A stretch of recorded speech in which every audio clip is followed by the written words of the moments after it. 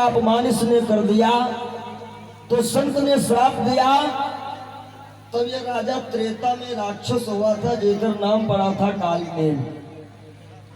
और ये कालनेमी राक्षस जो है इसने हनुमान जी महाराज का रास्ता रोका था ना, विस्तार ना बढ़ाते हुए वही कालनेम द्वापर युग में द्रुमलिक दैत्य बनता है और इसी बगीचे में रह रहा था। और इसको बताया गया था कि जब पवन रेखा के साथ में तू छल करेगा तब तेरा उद्धार होगा। द्रुमलिक दैत्य ने देखा कि पवन रेखा सखियों के साथ झूला झूल रही है तो विचार किया काहे ना हम अपना कल्याण करवा लें इसी मौके पर। तो द्रुमलिक दैत्य ने ऐसी अपनी लीला रचाई, भयंकर तूफान आ गया, तेज की हवाएं चली। जब तूफान आया तो पवन रेखा की सखियां पवन रेखा को छोड़ करके भागी चली गई। और जब पवन रेखा की सखियां चली गई अकेली खड़ी रो रही पवन रेखा। इतने में द्रुमलिक दैत्य उग्रसेन का भेष बनाता है, महाराजा हुन के बेटे का भेष, यानी पवन रेखा के पति का भेष, और आकर के पवन रेखा को बहलाने फुसलाने लगा। क्या कहता है? हरे बोला वो प्रिय रुदन मत कर, हाजिर है तेरा रखवाला, और मेरे सामने तुझे देखे है कौन बड़ा हिम्मत वाला। मेरे सामने तुझे देखे है कौन बड़ा हिम्मत वाला, मेरे सामने तुझे देखे है कौन बड़ा हिम्मत वाला। यदि ऐसे में चाहे नहीं तो ये हमारी किस काम की है, तो ये हमारी किस काम की है, हमारी किस काम की है। ऐसे में गोदी खाली है, ऐसे में गोदी खाली है, तो ये बहार किस काम की है। ऐसे में गोदी खाली है, तो ये बहार किस काम की है।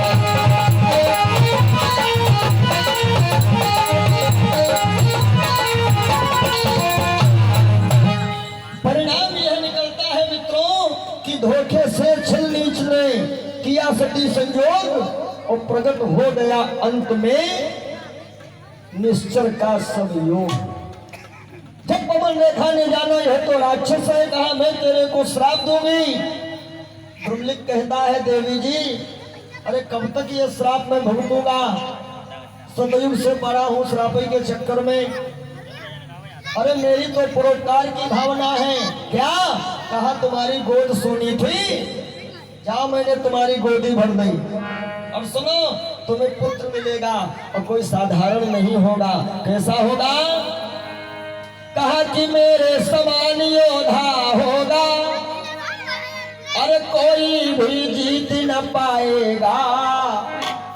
राजा नर तो मामूली है, इंद्र को हरा कर आएगा। और फिर कह दिया लेकिन।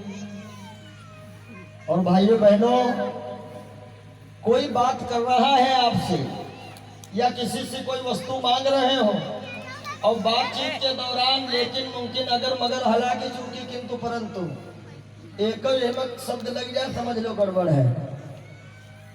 भाई साइकिल देना तो बोले अरे बिल्कुल देंगे, तुम हमारे बड़े खास हो, बड़े ऐसे हो, साइकिल तुम्हें न देवे फिर देवे कहेगा लेकिन।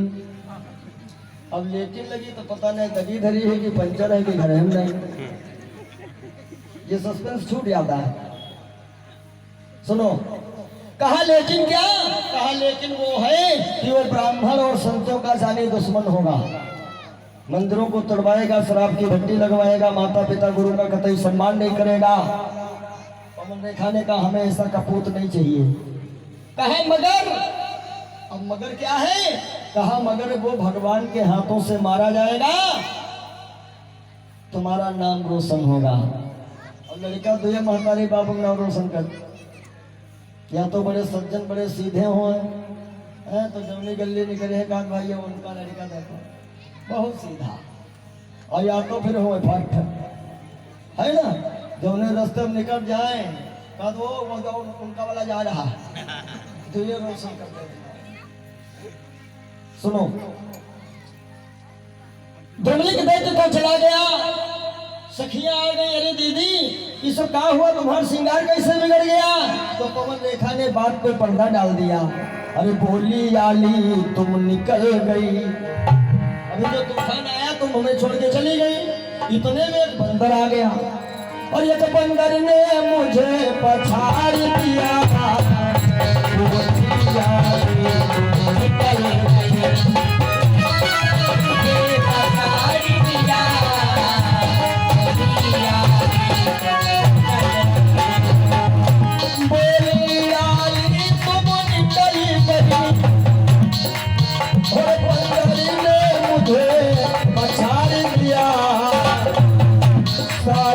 सारी को फाड़ दिया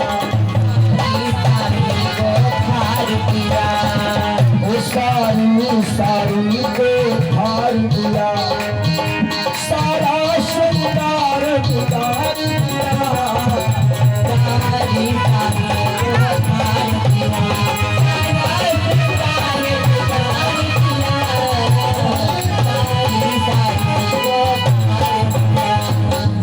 इस कारण बेचैन हूँ जो तू पाए प्राण चलो बेबी घर को सखी तबीयत है हैरान और देखा घर आई पति उग्रसेन को बगिया वाला पूरा हाल बता दिया छिपाया कुछ भी नहीं और कहते हैं ना कि गलती स्वीकार कर लेने वाले का अपराध वैसे ही आधा माफ कर दिया जाता है स्वीकार कर ले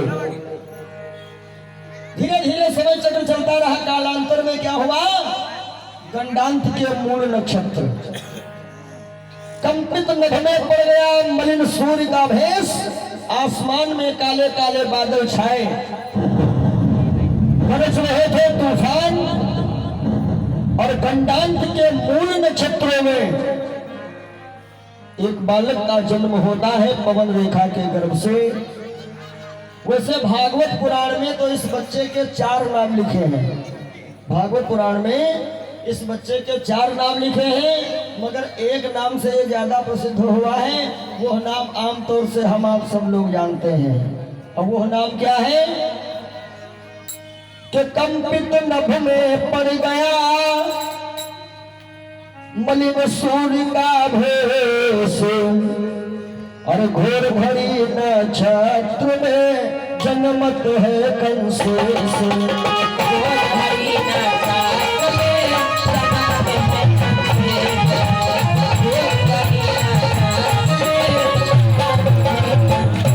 कंपित नभ में पड़ गया मलिन सूर्य का भेष और घोर भरी नक्षत्र में भैया जन्मत है कंसेश जैसे कंस का जन्म हुआ और कंस रोया सज्जनों इसके रोने की आवाज मानो भूचाल ला रही हो साथियों सारे लोग चिल्ला रहे हैं हे परमात्मा हे प्रभु ये कौन सा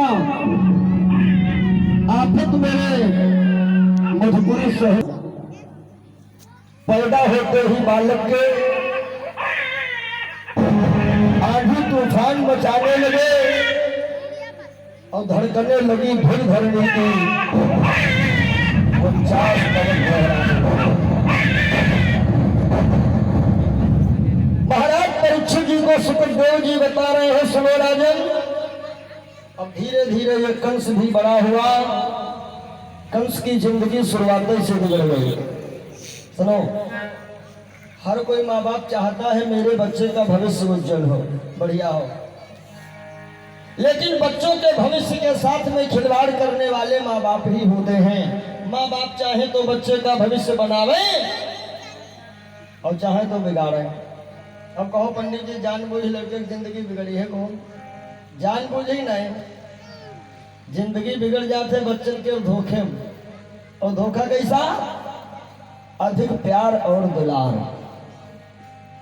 जो बच्चों को हद से ज्यादा प्यार दुलार देते हैं, आखिर में वही लोग रोते हैं, उन्हीं के बच्चे उन पे सीधी लाठी लेके दौड़ते हैं।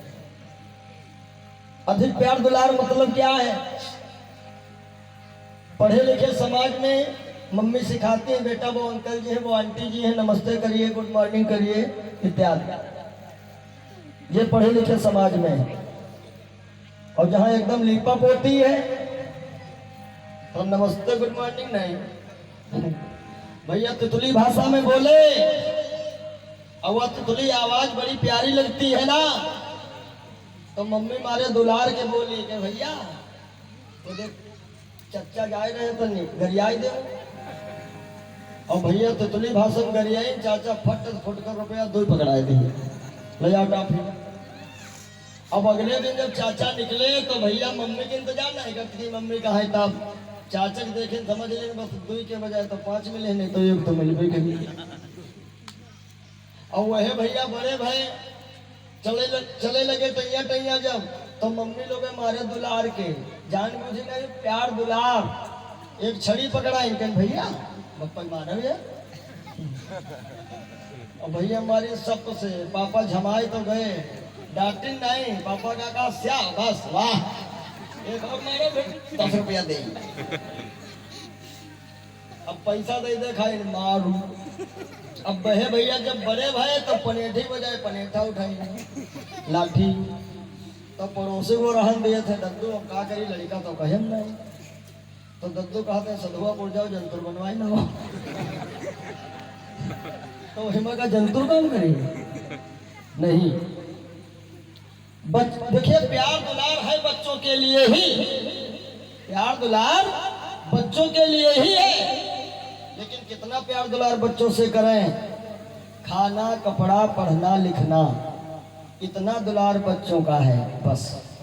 अच्छा जिंदगी बिगाड़े में यहाँ जान गए का आगे हो, जिंदगी बनावे में ये जिंदगी के प्रथम गुरु है माता पिता, जिंदगी बनाने में भी माता का हाथ आगे रहता है, और बच्चे जिंदगी खराबो करे में इन्हें लोगन हाथ आगे रहा। लेकिन तुम लोग अपना सोचो ना, हाँ गुस्सा आ जाओ दक्षिणों न चढ़ाओ, दान पात तो तनखा नहीं मेरी भावा है, अब यही लोग जो लगे हैं तब मरी है। अच्छा इनका हाथ आगे काहे रहता है? बच्चे ने कहीं शरारत किया, पिताजी ने उठाई छड़ी, भैया मम्मी के लागे पहुंच गए, मम्मी के बोले पीछे आओ देखी मेरी है आवाज दो, छड़ी चमकाई तो मम्मी का कहती जाकर छुओ ना, तो कहा हमारी कसम है, कहूँ तो हमने देखा ही लोग कहते जो भैया मरे हो तो हमारे मरा में देख लिया तुम्हारे जाओ। अब बताओ, अब सोचो भैया कितना उत्पाद करी है, चाहे जो मारो कूटो मम्मी तेरे भाई चलो, मम्मी कसम धराई दे हमारे। हाँ तो ये जिंदगी बिगाड़ना ही समझ लीजिए, लेकिन ये प्यार दुलार में हो जाता है, जानबूझ के कोई जिंदगी नहीं बिगाड़ता। हमारे संत विद्वानों ने कहा है कि बेटा चाहे जितना प्यारा हो उस सर पे चढ़ाना ना चाहिए, चाहे जितना प्यारा हो उस सर पे चढ़ाना ना चाहिए।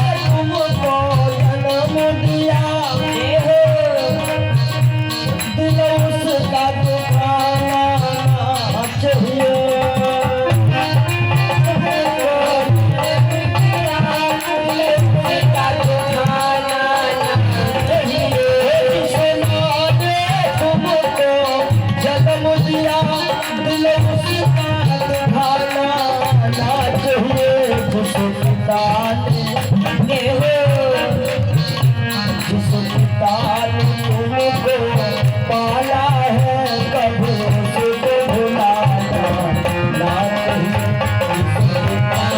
तुम्हें को पाला है कभी से तो भुलाना ना चाहिए।